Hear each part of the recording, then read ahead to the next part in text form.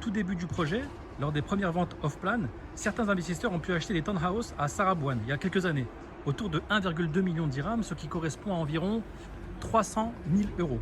Okay, aujourd'hui, ces mêmes biens ou des biens équivalents dans le même cluster se revendent au-delà de 2 millions, parfois plus selon la surface, l'emplacement et l'état, bien entendu.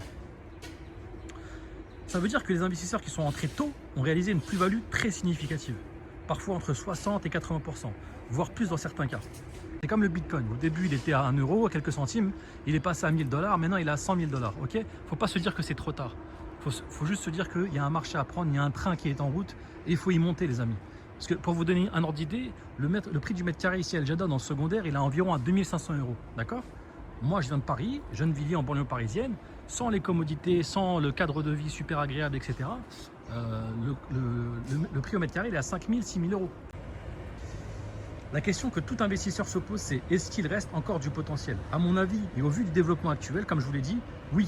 Pas forcément pour faire un x2 rapide, mais pour une croissance saine et durable, les amis. Pour moi, si le marché continue à se stabiliser, si le marché continue à progresser comme il le fait, si tous les signes nous font penser que, déjà, une certitude, c'est que vous sécurisez votre capital, et deuxièmement, les Émirats deviennent une place to be. Le monde entier a les yeux figés sur les Émirats Arabes Unis, les amis.